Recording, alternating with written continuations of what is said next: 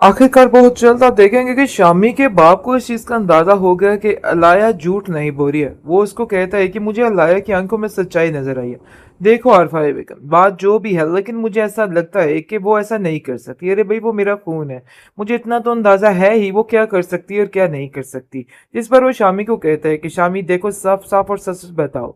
मुझे ऐसा लग रहा है कि जैसे तुम सिर्फ और सिर्फ जान छुड़वाने के लिए सब कुछ करने की कोशिश कर रहे हो।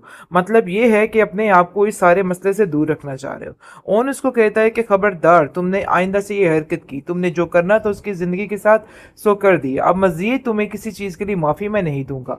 मतलब ये है कि तुम्हें सबके सामने इस बात को एक्सेप्ट करना होगा कि तुमने ही गलती की है और तुम्हारा ही कसूर था। तुम बिला वजह इला को इस तरह तकलीफ और मुसीबत में नहीं डाल सकते। ये बात तो बिल्कुल तय है। जिसको सुनकर जी आप देखेंगे कि वो कहता है कि तुम होते कौन हो आयला की तरफदारी करने के लिए। मैं उसका साथ देना है या नहीं देना, मैं खुद इस चीज का फैसला करूंगा। तुम ये फैसला नहीं कर सकते हो। जिस पर आयला साफ साफ बोल उठती है और कहती है कि नहीं शामी, अब तुम्हें फैसला करना ही होगा और सबके सामने बोलना ही होगा जो हकीकत है। वरना ऐसा ना हो कि वक्त तेजी से हाथों से निकल जाए और मैं खुद उस फैसला को करने पे मजबूर हो जाऊं जो फैसला तुम्हारी माँ करना चाह रही है। जिस पर वो कहता है कि तुम ऐसा कुछ भी नहीं करोगी, मैं बहुत जल्द सब ठीक कर लूंगा।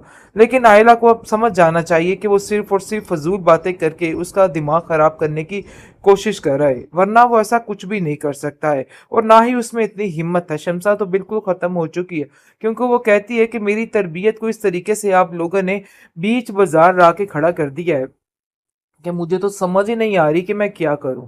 ना मैं इधर की रही ना मैं उधर की। जोया कहती है कि आपको अपनी तरबियत पे थोड़ा तो यकीन होना चाहिए। शामी भाई झूठ बोल रहे हैं और यही हकीकत है। अलाया सच बोल रही थी, लेकिन आप सबने उसकी बात का यकीन नहीं किया है। इन सब चीजों में कसूरवार सिर्फ अलाया नहीं है, बल्कि शामी भी उसके साथ शामिल है।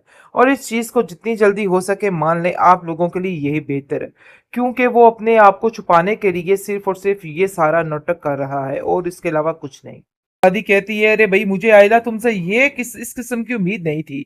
मैं तो तुम्हें बड़ा समझदार समझती थी, लेकिन मुझे क्या पता था कि तुम इस कदर हमाकत भरी हरकत कर जाओगी कि हर चीज खराब कर जाओगी। दादी काफी परेशान और काफी आवाजार दिखाई दे रही है आयला से और कहती है कि शमसा, तुमने अगर अपनी बेटी की कोई तरबियत की होती ना तो आज ये दिन ना देखना पड़ता। तो आज जो दिन हमें देखना पड़ रहा है। आगे से आप देखेंगे कि आयला अपने बाप के पास जाती है तो उसका बाप उसको कहता है कि तुम मेरी नजरों से दूर हो, जो मैं तुम्हारी शक्ल तक नहीं देखना चाहता। जिसको सुनकर वो कहती है कि बाबा, इस सब चीजों में मेरा खेली का कोई कसूर नहीं है। शामी को क्यों इसके अंदर नहीं मिलाया जा रहा।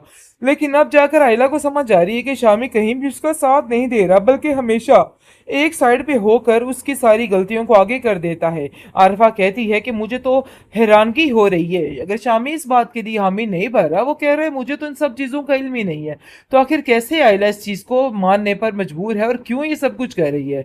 जो चक्कर अब मैं बोलना नहीं चाहती चल रहा है ओन के साथ इसका, ये चीज अगर मैं सामने खोल दूं तो आखिर तुम्हारा क्या रह जाए। लेकिन जी आप देखेंगे कि बहुत शदीद गुस्से में आ जाती है आयला और चली जाती शामी के पास और कहती है कि तुमने इतनी घटिया हरकत की, मैं तो सोच भी नहीं सकती थी। आखिर तुमने क्यों ये सब कुछ किया है, मुझे तो समझ नहीं आ रही है।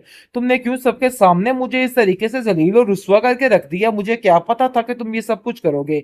लेकिन शमसा कहती है कि अब ये सब कुछ करने का और कहने का कोई भी फायदा नहीं है, क्योंकि ये सब कुछ जो कुछ करना था ना, ये हो चुका है। मतलब ये है कि मुझे तुमसे अब कोई किसी किस्म की उम्मीद नहीं है। तुमसे कोई उम्मीद ना ही की जाए तो बेहतर है। तुमने आज तक कोई अच्छा काम नहीं किया है। मैं तुम्हें हमेशा समझाती रही कि अपने बावलेपन को छोड़ो और अब जरा इन चीजों की तरफ आओ, और तुम्हें ये सब कुछ बहुत जरूरी था करना तुम्हारे, लेकिन तुमने मेरी एक नहीं सुनी है।